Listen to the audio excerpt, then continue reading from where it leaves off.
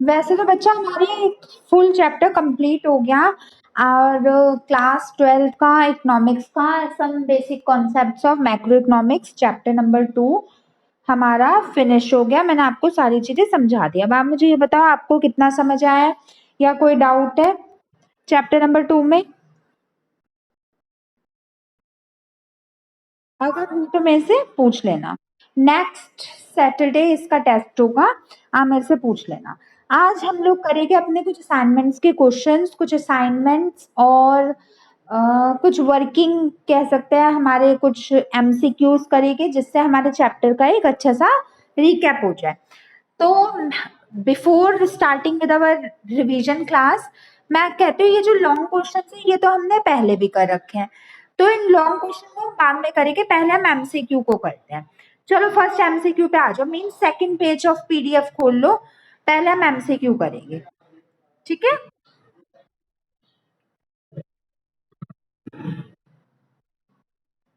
चलो बाबू। ओके बच्चा, चलो फर्स्ट क्वेश्चन रीड करो।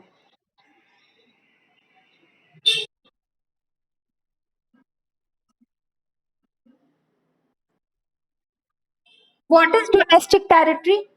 डोमेस्टिक टेरिटरी क्या होता है?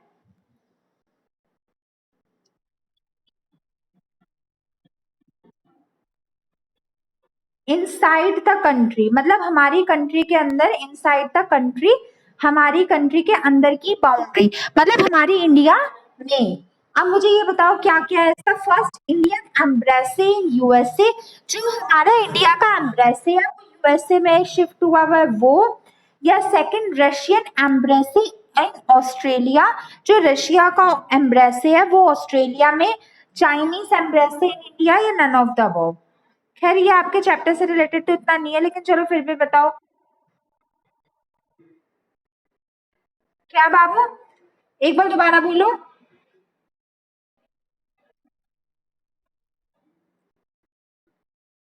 मैं आपको एक बात बताती हूँ, जो हमारा डोमेस्टिक टेरिटरी में इंक्लूड होता है ना, वो ये चीज इंक्लूड होती है कि हमारी जो इंडिया की वो है, मतलब जो हमारी इंडियन है, इंडिया के लोग हैं, वो अगर बाहर जाके कभी काम करते हैं, देखो आप एक इंडियन सिटीजन हो, अगर आप बाहर चले गए और बाहर वर्क करने लगे तो क्या आप अपनी नेशनैलिटी खो दोगे? तो फर्स्ट का मतलब है इंडियन एम्बेसी इन यूएसए, यानी हमारी इंडिया का जो एम्बेसी एंड एम्बेसडर यूएसए में काम कर रहा है। सेकंड का मतलब है जो रशिया का एम्बेसडर है वो ऑस्ट्रेलिया में काम कर रहा है।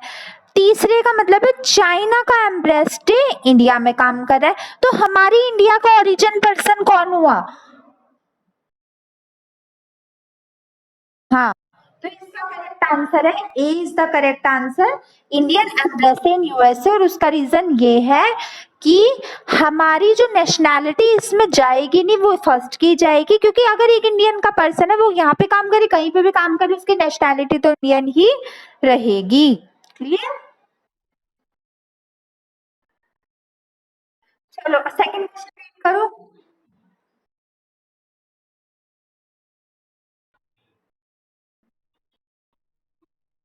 ये टेरिटरी वाले वैसे इस चैप्टर में थे नहीं, चलो ये कॉमन वाले ही हैं, फिर भी चलो आप बताओ कि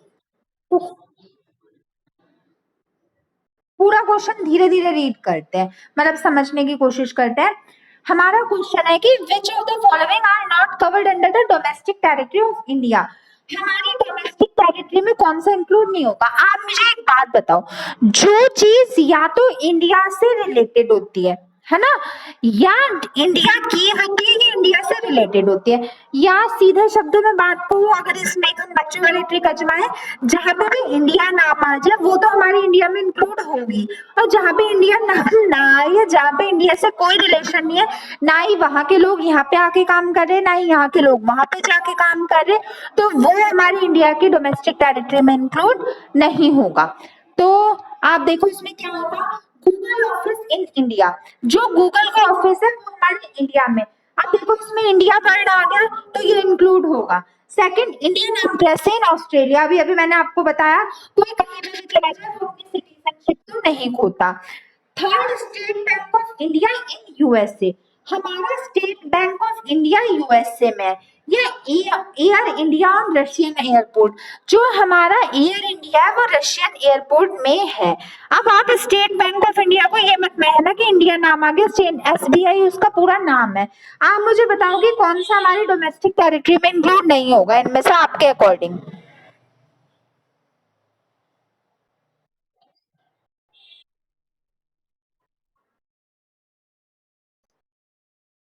बाबू, air India on Russian airport हो गया, गूगल ऑफिस इन इंडिया हो गया, इंडियन एम्बेसी इन ऑस्ट्रेलिया हो गया, ये सारी जो चीजें हैं इनमें हमारी इंडिया इंक्लूड है।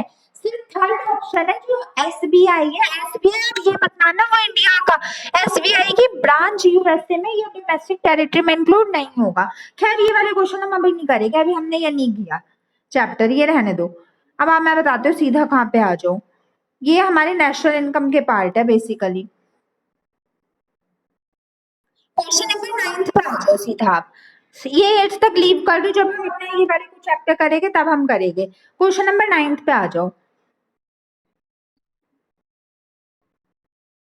आ गए? अब इसमें अब ये क्वेश्चन रीड करो।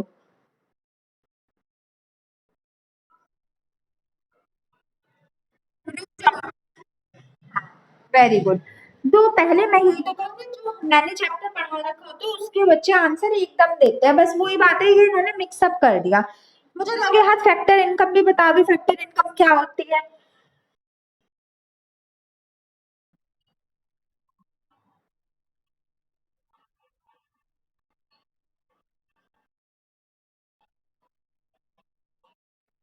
वेरी गुड, ये मैंने आपको कल भी बताया था। रेंट लेता है लैंड के लिए, वेजेस लेता है लेबर के लिए, इंटरेस्ट लेता है कैपिटल के लिए, और तो इसलिए इसका ये फर्स्ट सेकंड थर्ड हमारे फोर फैक्टर्स ऑफ प्रोडक्शन होते हैं, तो इसलिए इसका answer all of the above fourth होगा। समझ गए? टेंथ भी है, टेंथ क्वेश्चन रीड करो।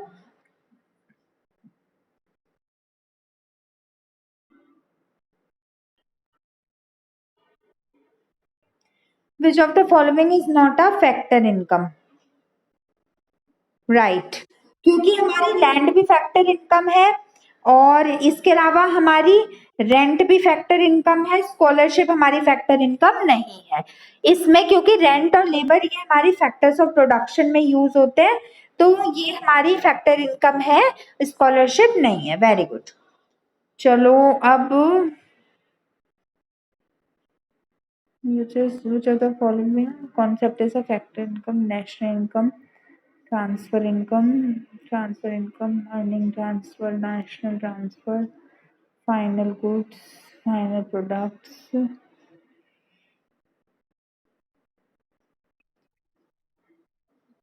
बस, इसमें और अभी आपसे रिलेटेड नहीं है, जब मैं चैप्टर करवाऊंगी तब बताऊंगी। चलो अब ऊपर फर्स्ट पेज पे आ जाओ।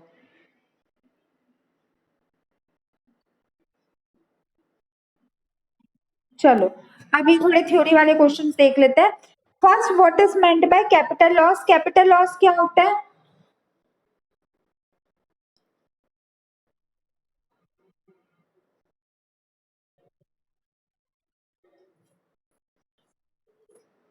क्या होता है? all those low losses which are not predicted before, जो पहले प्रिडिक्ट नहीं हो सकते, और दे आर रैंडम एक्शन, जो अचानक से आते हैं, और दे मतलब they are not the part of future, they are not the part of our daily routine, they are.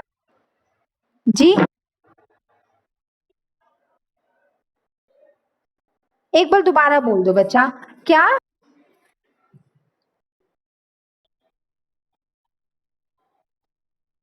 हाँ जी, हाँ जी। अनएक्सपेक्टेड ऑब्सोलेंस, वो सारे लॉसेस जो हम पहले से प्रिडिक्ट नहीं कर सकते, फिर भी हमारी कंपनी में लॉस हो जाता है, वो हमारा कैपिटल लॉस होता है। क्लियर? समझ गए? आपने एमसीक्यू तो अभी मत लिखना, एमसीक्यू मैं आपको मंडे को करवाऊंगी इसके ढंग के वाले। तो अभी आप ये इसका मतलब अभी आप ना जो कॉपी में करोगे क्वेश्चन आंसर से कर लेना। Next, give two examples of each. दो मुझे कंज्यूमर गुड्स के एग्जांपल बताना, two example of consumer goods. वगैरह, anything anything whichsoever the consumer consumes in the market in order to satisfying their needs is called as consumer goods। ठीक है। Next, मुझे capital goods बताना, capital goods क्या होते हैं? नहीं नहीं नहीं नहीं, क्या नहीं होते? नहीं नहीं नहीं बच्चे, क्या नहीं होते मुझे ये बता दो, इसके एग्जांपल से, बस एग्जांपल।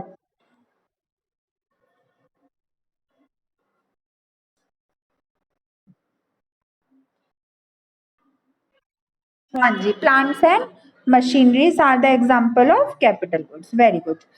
तो उसके बाद आप मुझे ड्यूरेबल गुड्स के एग्जांपल्स दे दो, few example of durable goods.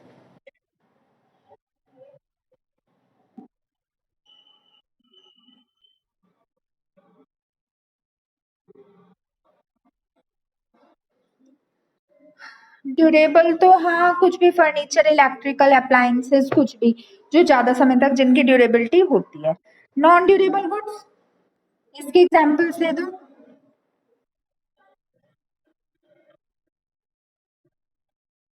Fruits, vegetables, milk वगैरह। Very good. Next, semi durable goods, जिनकी थोड़े समय के लिए होती है, मतलब 1 ईयर तक, उसके examples. Mobile phones, clothes, chair, table, etcetera. Good. Perishable goods,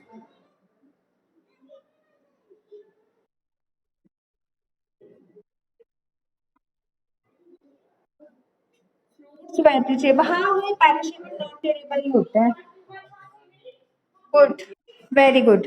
next, go perishable goods, ये तो हो गया ना। Services, few example of services.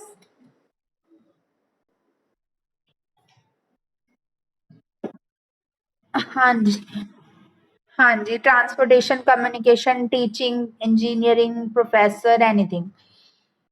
To example of stock, stock के एग्जांपल्स।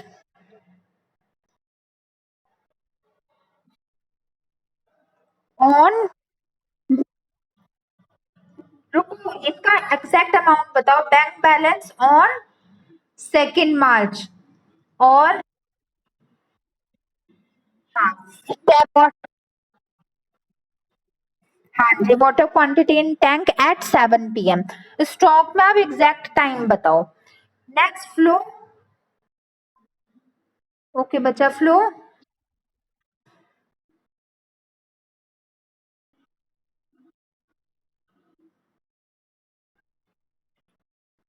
हाँ जी, इनकम और एक्सपेंडिचर ऑन, हाँ, salary, income, etcetera. Very good. तो इसमें कोई दिक्कत? ओके बच्चा, चलो next. What are the uses of depreciation reserve fund? Depreciation reserve fund के uses क्या होते हैं, या how we use it, what are its uses?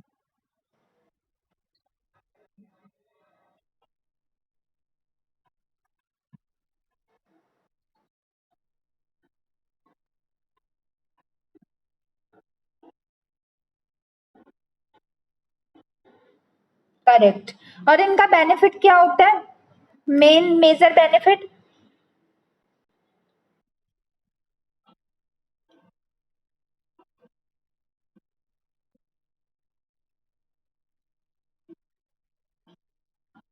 Very good. हमें सबसे बड़ा इसका ये बेनिफिट होता है, हमें ऑन द स्पॉट प्रॉफिट से पैसा नहीं देना पड़ता, और हमें अपना जो हमारा प्रॉफिट होता है वो वैसे भी जनरेट किया जाता है। हमें इसका ऑन द स्पॉट प्रॉफिट से पेमेंट नहीं करनी पड़ती, पहले से इसके लिए निकाला जाता है, जिससे आपका कह सकते हैं सडन एक्सपेंडिचर रिड्यूस होता है। Correct, very good.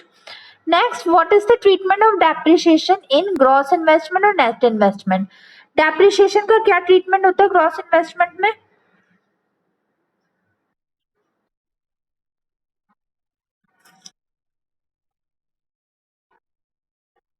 Very good. Add depreciation and deduct depreciation in net and add in gross. Very good. Next is define the following करना है आपको.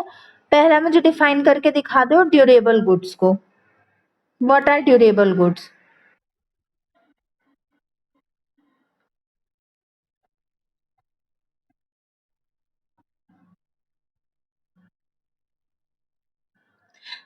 They can last for many years. Yeah, their life expectancy is many years. At once you spend the money in buying them, you don't have to buy it again and again. Correct. Next, what is the meaning of non-durable goods?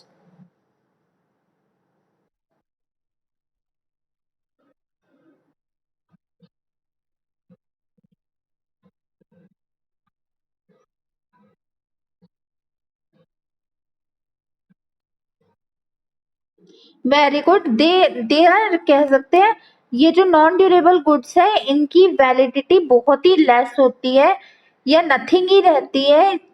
ये hardly 1 से 2 days तक इनकी validity चल सकती है, इससे ज्यादा नहीं. समझ गए? नेक्स्ट बच्चा perishable goods. What is the meaning of perishable goods?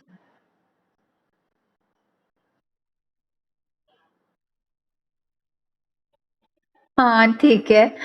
What is the meaning of semi durable goods?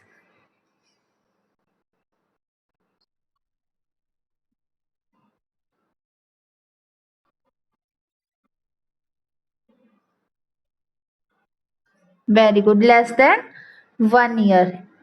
Example तो हमने ऊपर दे दिया तो नीचे देने की कोई जरूरत नहीं है. Correct. What are intermediate goods? Question number 6 is what are intermediate goods?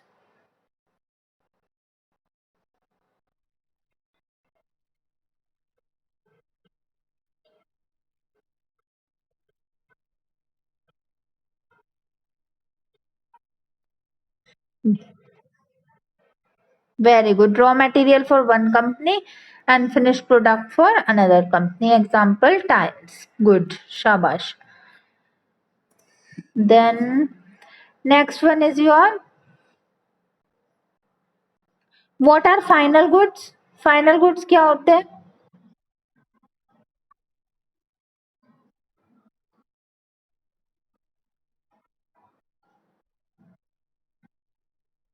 Very good. They are ready. They are fully furnished. They are fully produced and they are ready to be consumed by the final consumer. चलो यहीं से ये भी बता दो who are final consumers.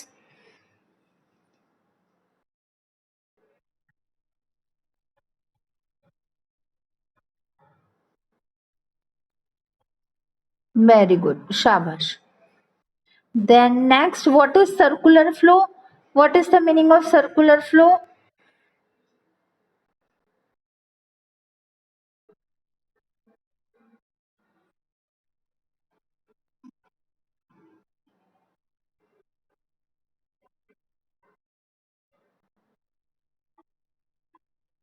Very good. In which one is dependent upon the other. और फिर explain circular flow in two sector of economy. Two sector of economy में क्या होता है सर्कुलर फ्लो?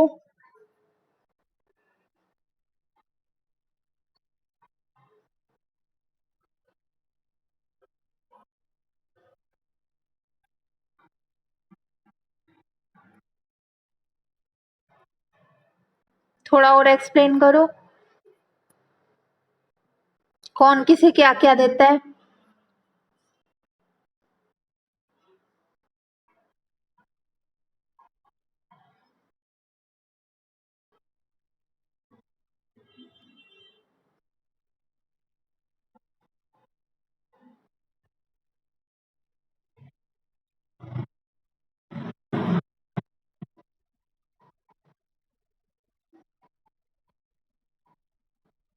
Very good. शाबाश. Next, what is money flow?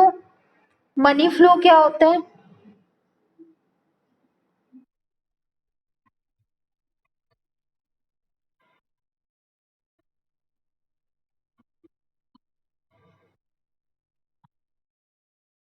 Very good. शाबाश. Now what is real flow?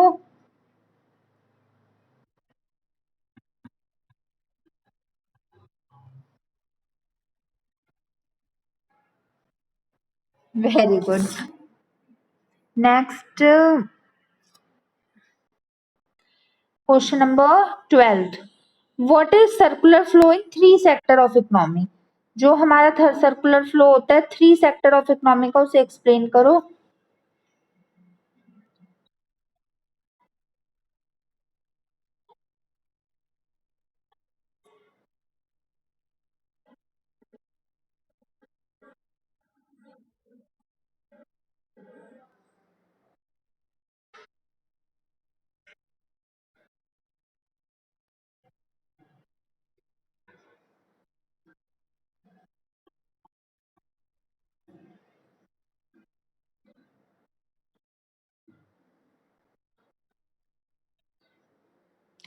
Factor payment ने income generation, expenditure और production stage.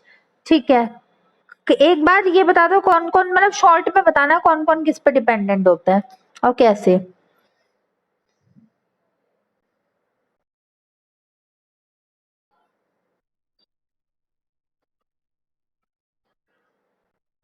हाँ ये भी बात है.